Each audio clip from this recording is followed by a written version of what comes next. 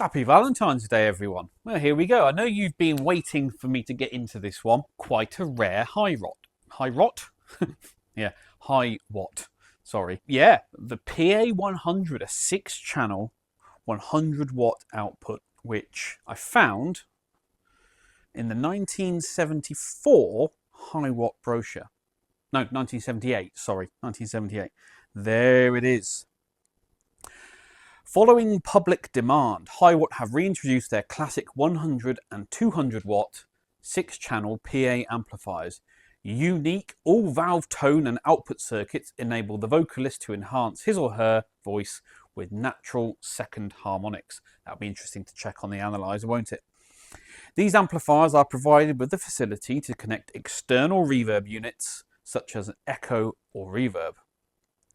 Should extra output power be required, an unbalanced line level output is provided to drive additional power amplifiers such as the ST100 or STA200. Each of the 6 input channels has volume, treble and bass controls, giving plus or minus 10 dB at 50 Hz and 5 kHz respectively. Additionally, there are master volume and master presence controls. And here's the specs at the bottom. So this is the DR112, 100 watts output power, 6 inputs. Sensitivity is 35 millivolts RMS. Input impedance 47K, again quite low. Guitar amps are usually much higher than that. Standard input would be about 1 meg. 6 ECC83s, I wonder what this has got fitted with it. 4 EL34 output valves, 4 8-inch 16-ohm taps, and it weighs 21 kilograms. Excellent. So, what's it in for? Customer complaint is he was playing guitar through it, and the speakers blew. Turns out the speakers were underrated. Not his fault. He was told they were higher rated speakers than they actually were. And therefore it was ran without a load for a period of time. Since then, it's now quite noisy, he says, so we need to check that out. We'll need to check out that there's no other issues with it. Let me just bring up his form.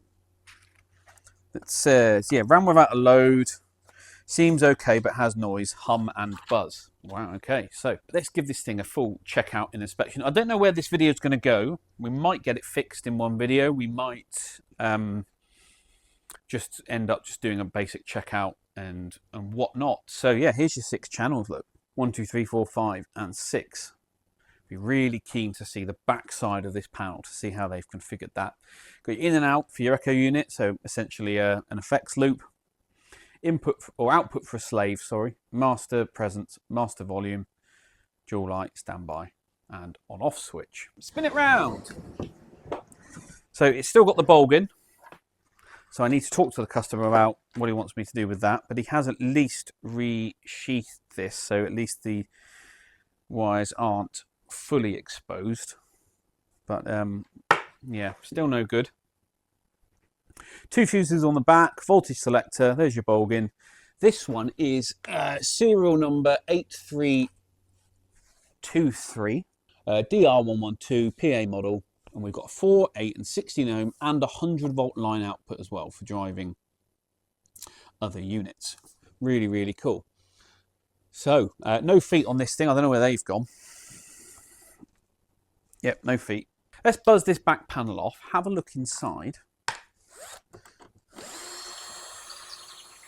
That screws loose. That screws loose. Sometimes I feel like I've got a screw loose, especially on a Friday.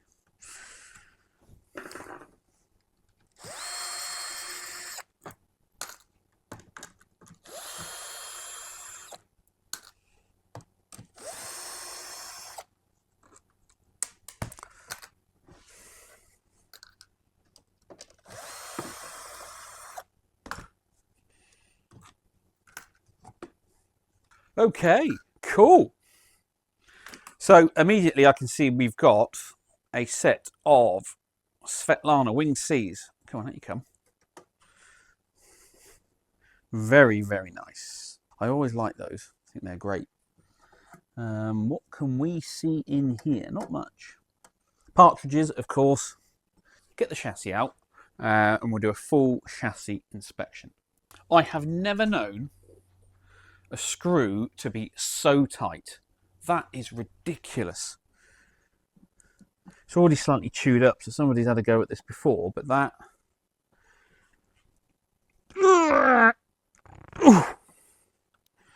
Almost gave myself a hernia doing that. What's the other one going to be like? Come on.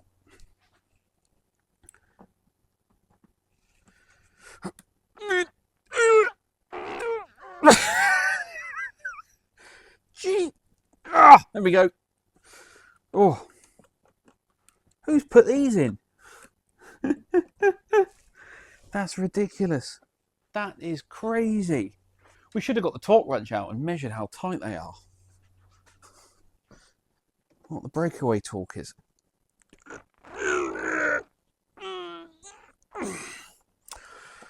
I didn't think I'd be straining on the internet when I woke up this morning.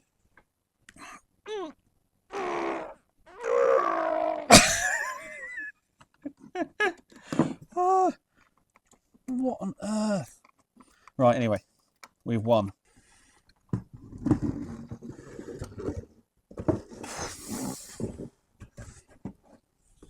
Oh, go get that way. Ooh.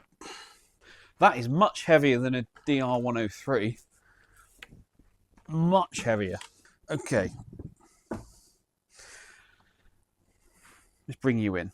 Right, rear panel then. 6 channels. 1, 2, 3, 4, 5, 6. All wired the same. Quite a bit of tarnishing going on. So we'll make sure we give all of those pots a good old clean. Interesting. Really interesting. Okay, so what have we got then? You see it's still got its original can caps there.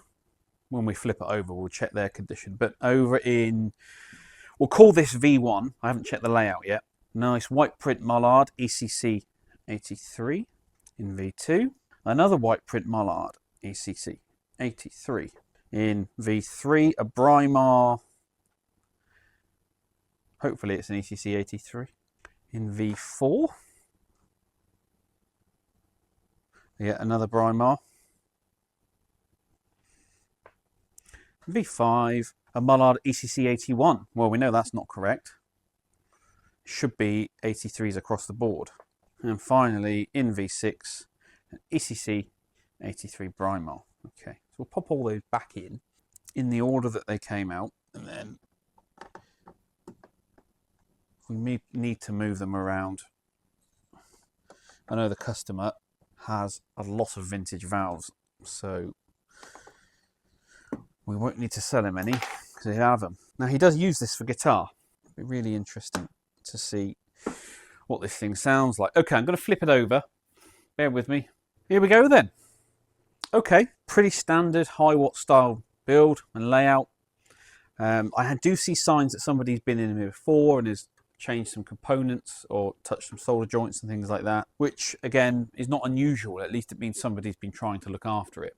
Immediate things that we see, or I've seen, zoom you in, is this filter cap here. You can see it's starting to bulge here, the vent hole starting to bulge, so we are looking at a replacement on that one. On the green one next door, we've got a bulge just there, so that one's going to need doing. Its neighbour, the worst of all of them. Well, it has started bulging and it's getting quite bad. Now this one, it's really difficult to see, but it's just in there. It's ever so just starting to go, that bulge. Can we get you a better view on it? Maybe you can see that. Just there. Okay, we'll check the one on the end. That one, I think, is okay. We'll still test it electrically. Okay, what else have we got? Not much really. I can't see anything that's overly burnt or crispy or toasty. Dropping resistors appear to be okay. No signs of heat damage to those. Your preamp pretty much looks okay. All pretty standard. Lovely wiring. At the moment, I don't see any reason why we can't turn this thing on. I don't see why we can't fire this thing up and give it a listen. Anything over here that scares me? No. Nope. Okay then. Let's apply some power to it. I need to pull a schematic. Hopefully I can find a voltage chart online as well, so I know roughly where things need to be, and then we can, run a signal through it and see what it does. Okay, up and running on the bench. It's had about half an hour now to fully warm up, and that's your output sine wave. Get you in there. You see we're just at the point of clipping. I'm into channel 1. You see it squaring off there, so we just back it down. It's got a very dirty volume pot on it, so we'll call it there. Around 27 volts output, which puts us at 91 watts. So we are a little bit down, but it has got that ECC81 in, which I think, I need to double check, is in the phase inverter. So I just need to do some more checks and things just to make sure that is where it is. I've found the schematics on the internet, but they are the hand-drawn ones, which you can often find quite easily. So we've got a single channel, which only needs to show stage 3 times for 6 channels. There you go. Show you, so you can get an idea. You don't need to repeat everything 6 times, you see. And then obviously going on, cathode follower for your tone. No, definitely cathode follower to jack. Okay, cool. That's your power supply. That's your output stage. It is all there. We can work our way through it. So it's almost at 100 watts. It is a little bit down on power. It's got an interesting smell. Definitely got an interesting smell. Bit chemically, not electrically burning. Not that sort of smell. But I presume someone's been in here before and sprayed a lot of cleaner or whatnot. But it is, yeah, it's running. The pots are very dirty, very noisy, very crackly. So I need to go through and clean those. But let's get the other microphone, stick that up against the speaker, and then you can at least hear the background noise as I mess around with it. So we'll have all the controls at 0. So all the preamp controls are now at 0. I'll just bring up the master control.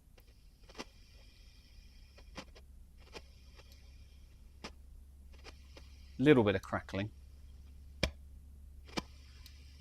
Not too bad. Presence control.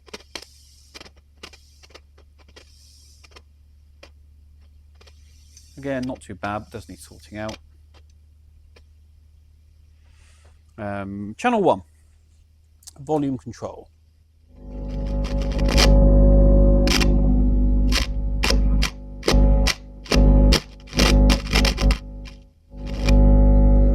Treble.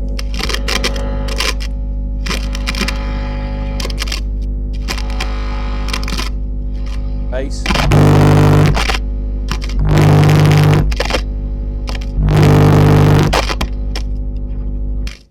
Okay. Clearly something going on that channel. Channel 2.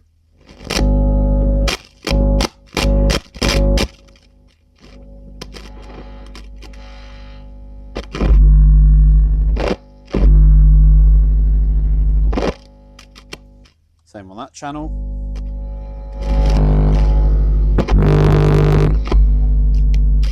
Wow.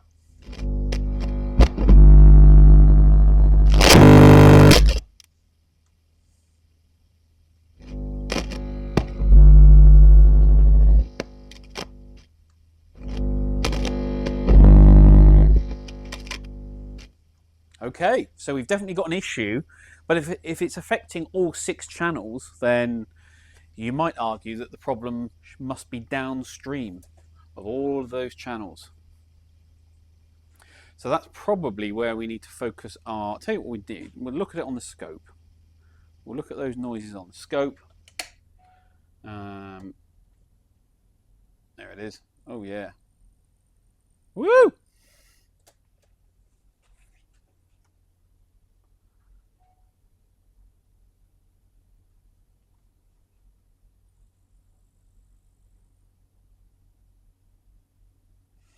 She's not happy. She's not happy one bit, is she?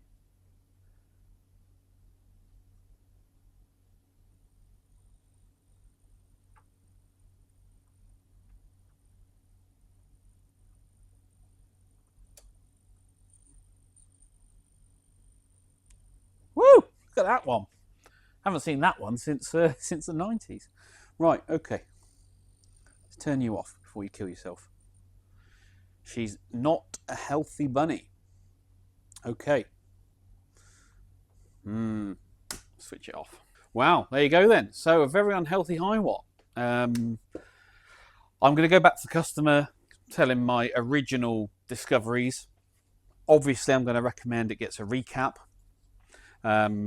We need to make sure the right preamp valves are all in the right position. If we've got an issue somewhere going on with that, with all 6 channels, then let's start with the phase inverter. We'll do some scoping around there, see what the issue appears there, or find out exactly where the noises are coming from. Talk to him about the bulb-in socket. Can you see that? Down here. Ideally, that needs to be swapped out. And yeah, then we can see what's what. So I'm going to put together an estimate for him, roughly where we are. But we really don't have a healthy Hiwatt, which is a shame, but we'll fix it. That's what we're here for. So, Hiwatt DR112, Unlucky in Love. Thanks for watching.